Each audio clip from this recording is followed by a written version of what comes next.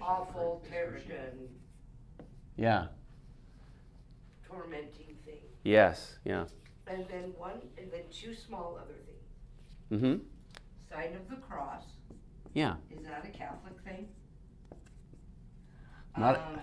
And then passing the peace in church. Passing. You just want, like, what is it? Or what's your question about it? Yeah. Maybe why we don't do it, but it's a every Sunday occurrence in, Okay. Yeah. in Catholic church. Sign of the cross and passing the peace. Why not do that stuff?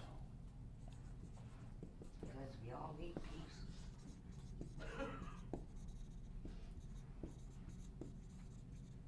But maybe they stopped that during COVID. I don't know. Yeah. But we grew up with turn to your neighbor and say, peace be with you. Yes. Well, there were several things that changed during COVID. The communal, the common cup was gone. Although they do sometimes just wipe the cup. Rolling in Yeah. their graves that they had to do that. Yeah. So, all right, that's great. And so this is awesome, Mariana. A whole bunch of questions about the differences between different sects of Christianity. They're really big. That's the biggest split in Christianity: Catholicism, Protestantism. Then inside of Protestantism, you get a bunch of, when I say a bunch, I mean a lot of bunch of different denominations and sects. Does Presbyterian Yep. land In the Protestant camp. does, okay. Yep, and we'll find out why. We'll give a real brief history, a little church history lesson. Why are there Protestants? Why are there Catholics? And what's the big difference? There's a historical reason. It's in the name. You'll find out really quickly what they are about because of the name. So, great. Those are great questions. How are we doing? Oh, we're done. Holy moly. That was fast. 6:30 to 8:30? Oh, no. I thought this was 8:30. It's only 7:30. So we got, that went really, really fast. Okay. So and by the way, this is the time frame I like to work with. So I want us to go 7:30 to 8 roughly. Sometimes a little question will maybe tail. He knows what he means. Yeah, good. Yeah. What did I just say? 7:30 to 8. Yeah, 6:30 to 8 is what I'm trying to say. Thank you. Appreciate the clarification. This is what I said. It's Nice save. yeah.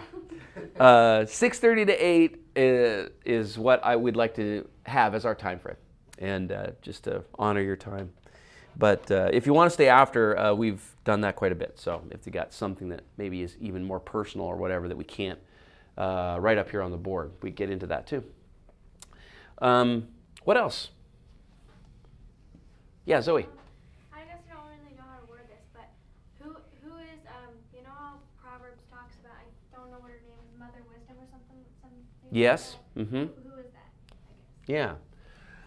Who is? And what is she symbolizing? Who is this woman that is personified as wisdom in Proverbs 5 and 6? I think that's where we find it. I've seen a lot of things where she's like a needle and she's weaving together different things. I don't really understand that, I guess. Yeah, that's a really great question.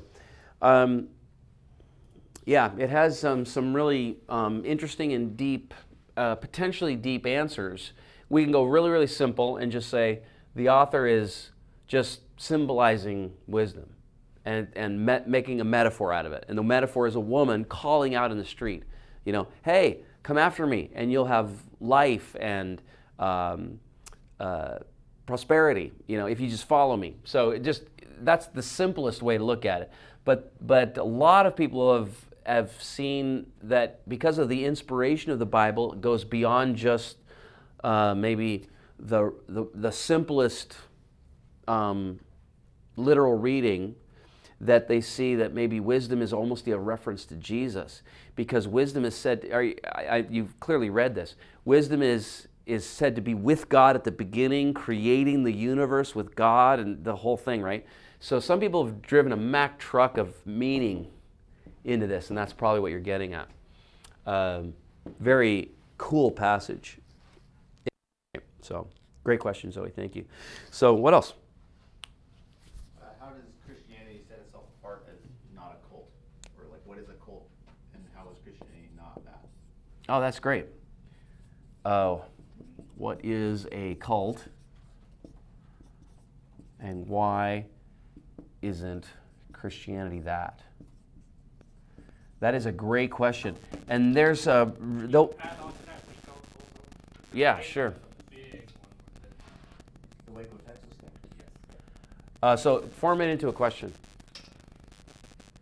Talking about the 7 seals. What are these 7 seals? Did the Waco talk about the 7 seals? 7 seals of the Okay. apocalypse. Of the apocalypse? Yeah. Okay, so... David Koresh was the guy's name. Yeah, so we're asking, what did David Koresh teach about the 7 seals? Because all the Christians talk about the 7 seals. So what did David Koresh and the 7 seals? That's really good. Yeah, actually, the word cult, and this is obviously a loaded word when Christians apply it to sort of mainstream sects. So Jehovah's Witnesses are a mainstream sect. Mormonism is a mainstream sect. David Koresh is not. But a lot of Protestants use the word to describe David Koresh and Jehovah's Witnesses and Mormons. And there's a reason for that. It's just simply that sometimes the simplest definition of cult is non-Orthodox Christian sect.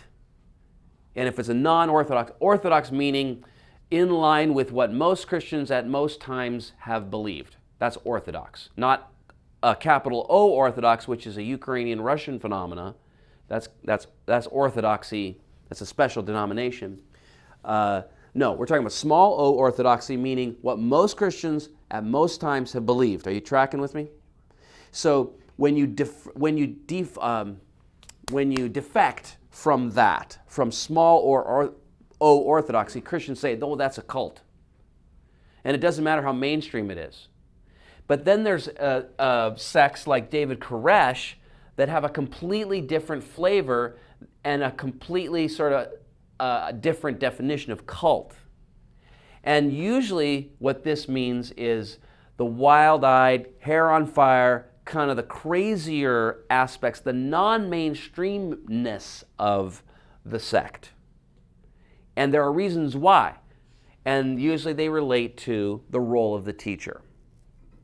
So if the teacher is, the fount of the only source of wisdom, if everybody kind of has they're not told to challenge their beliefs, if they have a really closed-minded idea about the search for truth, then they get into the wild-eyed, crazy definition of cult. And that then makes us think about David Koresh and the Waco cult, which is different from your Mormon neighbor who seems like a perfectly nice person, and they go to the store and they have nice kids and the whole thing, right? So they're not in a compound, right? Like the compound is the thing that sets us off. Oh, that's a cult. It's crazy. They're nut jobs, that kind of thing. So when a Christian says that my Mormon neighbor belongs to a cult, you can understand it can be a problem. But we'll define it, and then it'll help us sort through the chaos of it. But by the way, Gabe, excellent question about this. And this word, the reason why I put these periods there is the word cult will help us define it because it becomes a handy acronym. How do they feel about Christ, about ultimate authority, about the teacher, and about life eternal? And then we can kind of define what a cult is based on that.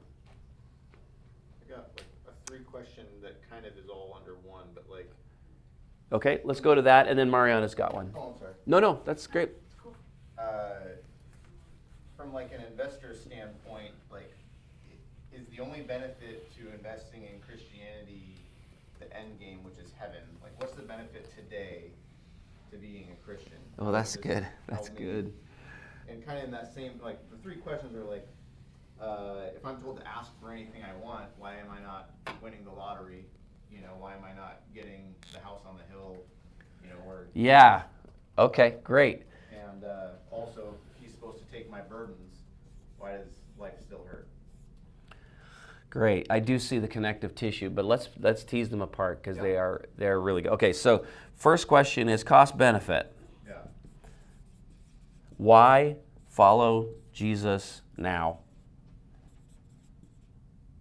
Follow Jesus now.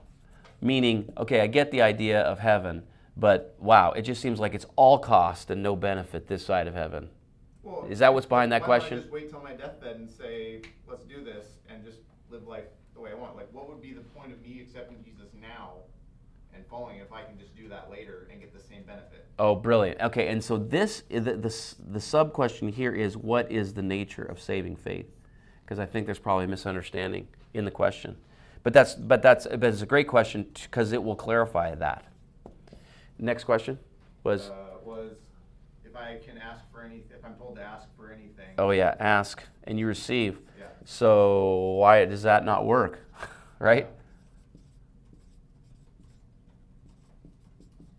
There's a presumption in your question, Rudy, also about, I mean, I get what you're asking, but the presumption is you're gonna know exactly when you're gonna die. Sure. Yeah. I mean, there's the chance of sudden death. Yeah. I'm taking the risk on waiting till the end. Yeah. There's a person that talked about this, at least a version of this particular question. It's called Pascal's wager. And he actually talks about Christianity being a bet. And like all bets, it's like, you don't know. Are you all in or out based on your belief in the potential outcome versus the potential if you don't bet. So, and the third question, Gabe, was? If God says he's taking our burdens from us, why does life still hurt? Like, shouldn't my life be peaches and cream from the day I say, I follow you? I'm actually gonna put that in. Why no peaches and cream? Great question. That's a great question. Now, Mariana, you had something. Really, mine is kind of included in all my other stuff. Mm-hmm. Pagan. Okay. Let's form that into a question. Well, What do they believe? You know some pagans? what if I have a infatuation with Lucifer? Okay. What can I ask? What part of Lucifer? The TV beautiful one? Okay. Seriously? No, seriously. Okay. So. He makes being the devil look kind of nice. Okay. Got it. So, why not? I guess I've been grown up that pagan is bad. Why do I think that? Yeah. So why not follow the devil's plan? Like, what's so wrong with that? He shows up in the Garden of Eden and says, "Hey, I'm offering you knowledge. This God over here, he's going to keep knowledge from you. I'm going to give you the knowledge of good and evil. And not only that, your eyes are going to be open and you're going to see things you never saw before." Well, what's wrong with that? How is knowledge a bad thing? So here's the devil. He's painted as the devil when all he wants to do is just give us good stuff. Right? Okay, it's a great question. And I guess part of that is that he fell from God's graces. Mm-hmm. He is. Yep. He's the dark. The Dark Prince. Yes, thank you. Yes. What made him that way? I don't know. Great. What's the origin of Satan? Yeah, we see him there on page 1. What is the origin of Satan? We see him on page 1 of the Bible, and we go, how did he get there? So isn't it interesting, right, that you got these incredible days, and God saw that it was good, and God saw that it was good, and it's beautiful stuff, like sky and sea creatures, land creatures, and Leviathan, the whole thing. And God's making all this stuff, and it's very good, and then the next page, you turn the page, and there's a devil in the Garden of Eden. Well, and he's the So where did he come from? Son of God. Yeah. I mean, he couldn't have been that bad. What father throws their son? Well, that's a great question. So when we talk about the origin, we'll see what was he that bad or not? What was so bad about what he did? Yeah. Well, and the picture isn't fully painted for us, but we get enough. And so we'll talk about what the Bible will say about the origin of Satan. So what did he do that was so bad? And Just asked me to just keep watching Channel 4. Fox. yeah, and we'll maybe try to sever the picture of the real devil from the one you're watching on TV, just so that we can keep from getting goo eyes about Lucifer. Yeah. Any questions on the live stream? I got nothing on here. Nope. Okay. Good. We're coming close. Gabrielle, anything else? Anything that jumps to your mind? You say, Are all sins equal? Oh, that's a great question. Are all sins equal?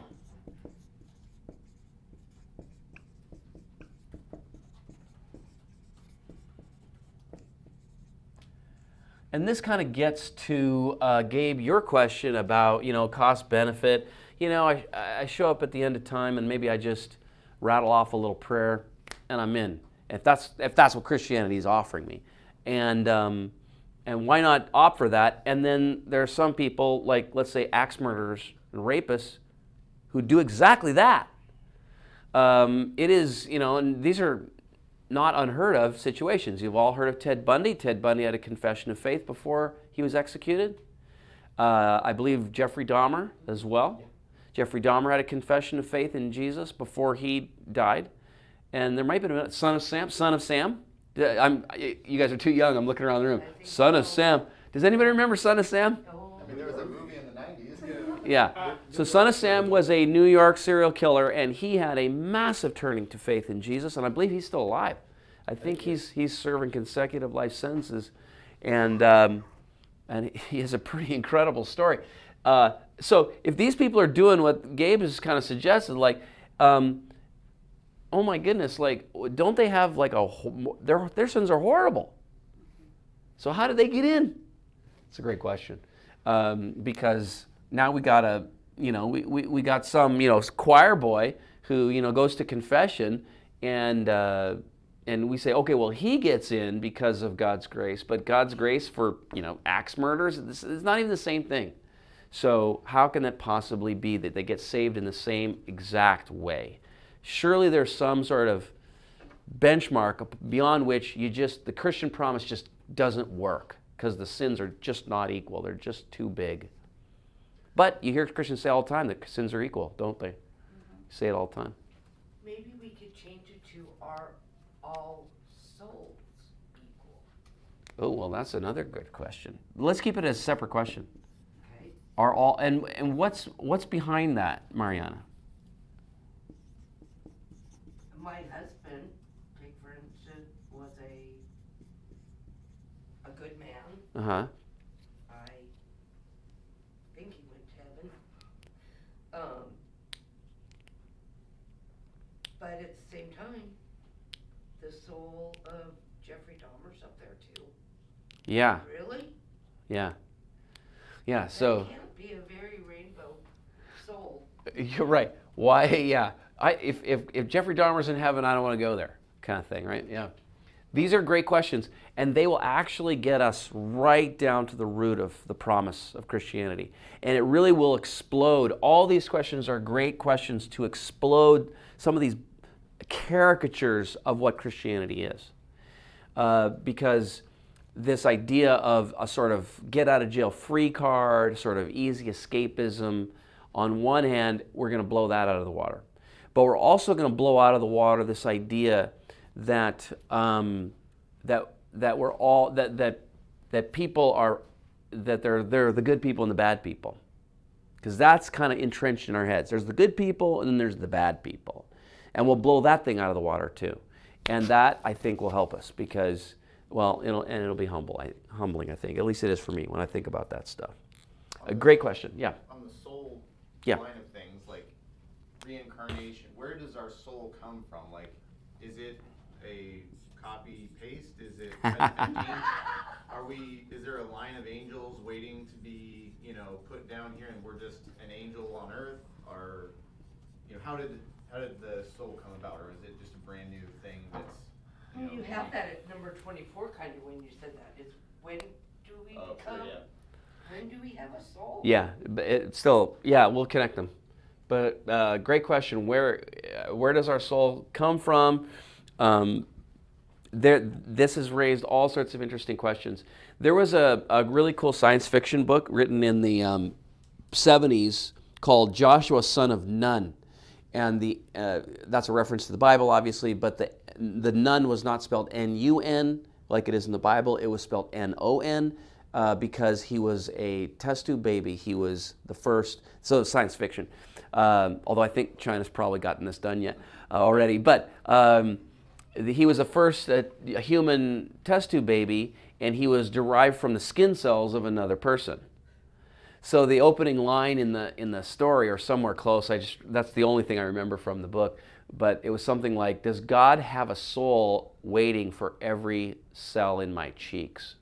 Because every single cell in your cheek could be transferred into a zygote and become a copy of you, right? Like your identical twin, because it's your DNA, it's your genetic information. And so it relates to this. Like, is there a soul waiting for every single cop? Because I could make another Rick out of this. Boop, drop it in a zygote, stick that in a womb. 9 months later, we got Rick. Or Rick Jr., or whatever. So great question. And it relates to just what is a soul? Yeah. In that, again, in the same vein, what about mental disability from birth, and are they getting into heaven? Or is that a sentence to hell, based on the fact that they don't have the mental comprehension?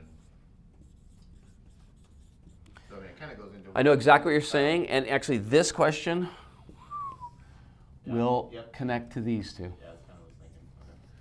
Well, this question, if a baby dies while it's still in the womb, will they go to heaven? Does that connect to those two? It does. Yep, it does. Because that was the reason, that's the very thing that drove child baptism, was if my baby dies before being baptized, does he go to heaven or not? And so in a system where they presumed the answer was no, then it was like, get that baby baptized. And that was kind of how it all developed. Do people with disabilities go to heaven?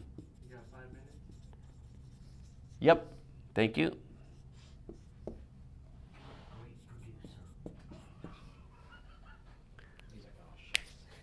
What else? We're coming to the bottom of your bucket of questions. And once these are answered, man, just all knowledge, right? Everyone's just going to have everything dialed in perfect. Ding! Obviously not, right? This is all a big discovery thing, right? Lots and lots of discovery. But this will really help us. And by the way, I'm just really proud of you guys, honestly. There's just real honesty in this. And some of this stuff is maybe difficult to sort of just say it out loud. But if it's noodling in the back of your brain, let's get it out. I got one. Yeah. Is hell considered fire and brimstone, or is it something else? What is hell? That's great. What is the the locale, the temperature, the state of being? Can hell really be just what we're living right now? Yeah. I mean, that we'll get that as part of the answer, Worse. right? How can hell be worse than this? Yeah. Mm-hmm. Yeah. Good. Steve. So are angels created beings? And I know in the Bible it talks about angels coming down and breeding, mating with humans. Yeah. So does that mean that angels are human-like, or I guess are humans? Yeah. Can they be? Show up on the 23andMe that we're part angel. Right. Yeah. And were they created like in the image of God as well, or are they separate? Yeah. And are they image bearers like we are? Because don't they reference Goliath as being a descendant of an angel baby? Yes. Or weren't they saying like the old gods or whatever were basically the byproduct of that, right? Yeah, that's what Gabe is getting at. The Genesis 6, I know you're familiar with that, the Nephilim. So the Nephilim are said to be around after the flood, and they are in the Promised Land. They are in Canaan. And they are connected to another race of in Canaan, Anakites, the Anakites. So the Anakites are connected to the Nephilim, and Michael Heiser believes that the whole conquest of Canaan was about these creatures you're talking about, Steve. It was actually the focus was get rid of the remaining remnants of this hideous merging of the angelic and the human. Yeah, because the angels would just come down and do what they wanted. Apparently so. The Bible is very clipped in what it says about them. Giants, men of renown. Like, this is just a very you can drive a lot of meaning into that tiny little, but this is what we get. It almost seems like a very unadorned version of the Roman mythologies, right? Where Zeus comes, has sex with a woman, and then there's sort of a heroic baby that comes out of it, which is fascinating when you think about it. Could this be that some of these myths that come down in the Roman Greek system have a basis in the Bible story, which was the true version of what was expanded on and elaborated on? So that's a fascinating question. So what are angels? Can they be corporeal? That's a fancy word, just means flesh. So what are angels? Can they be corporeal? Are they image bearers? Those are all great questions. And wait, Steve, you were also asking about or was it you, the Goliath and the connection? Were we asking about that too? No? We weren't. Okay. So it's just... In the Bible it basically says that they were. I mentioned it. It wasn't a question. I mean, the Bible just says that he's a son. Yes, he's an Anakite, and they are connected to the Nephilim. Yeah. Where did the city of Nineveh? No, Cain went. Oh yeah, he founded a city. So how does that work? And he got a wife. Yeah. So Cain, where did he find a wife? Where did he find a city? And who was he afraid of? These are amazing, huge questions that I think make our creation narrative complex, not simple, and actually helps us because it opens us up to potential reconciliations with some of the natural data we have, archaeological and anthropological data we have outside the Bible. Of whom is he afraid? Where does he find a wife? How does he found a city? Those are really, really great questions. And no easy answers, by the way, on certain creation models. So that, again, like I said, opens up the door to different ways of looking at the creation narrative. All right, yeah, one more. No, it's just Genesis 6:4 is what was talking about the Yes. Heroes and famous warriors of ancient times. Excellent. It says. Yeah, and just so, to be fair, we're going to talk about the different ways to interpret that passage, because the straightforward reading, which we've been assuming in this conversation so far, is so out there that a lot of Bible scholars have said, that can't be. And so they've instead interpreted sons of God that go into daughters of men as different things than you would tend to describe them. So sons of God usually is a reference to angels. They say that can't be because angels are spiritual and they can't be fleshy. They can't therefore copulate with women, and therefore they must be a line of like exalted kings, like let's say Seth's line. And that's why they're called sons of God, because they're the good line, the righteous line of Seth. And then the daughters of men are not just regular human women, they're the daughters of Cain's line, which are bad. So the problem in Genesis 6 isn't angels mating with humans, the problem is kings mating, or the good line mating with the bad line. So just so you know, there's different ways that people grapple with that, but I think that what we've been talking about is the most straightforward and probably the most... Because I think sons of God is always used to... Almost always. Yep, exactly. So you really have to do some gymnastics to make it say something else. All right, so that's it, everybody. This has been so great. And what's going to happen now is James is going to get these. He's going to collate them, going to get them in categories, and it's going to be really helpful for us to just take them in chunks, like the creation questions, the God questions, the Bible questions, okay? And if you'd like, email me, rick@ac3.org, if you want a copy of those questions. Then you can look at it, maybe you can push it around to your friends, and they say, hey, this is what we're dealing with at church. And they'd say, really? And then, maybe they'd be interested in us and being part of the conversation, okay? If I don't have your email address, I think actually I've got everybody's, maybe not yours. But if I don't and you want that, come to me afterwards, and I would love to get your email address and I can send that question list out to you, okay? Let's wrap up with a really short word of prayer, and then we'll see you next Monday at 6:30 for week 2. God, I want to thank you for the minds in this room, made in your image, I believe. And in that image, they are free, they are moral, and they are spiritual. And we have this innate part of us, God, that's reaching out for meaning, reaching out for purpose. It's reaching out for something beyond just living and dying. And so I pray that we would find what we're looking for as we find you, the truth and the fountain of all reality. In Jesus' name I pray, amen. All right, everybody, thanks so much. We'll see you next Monday. What's that? Yeah.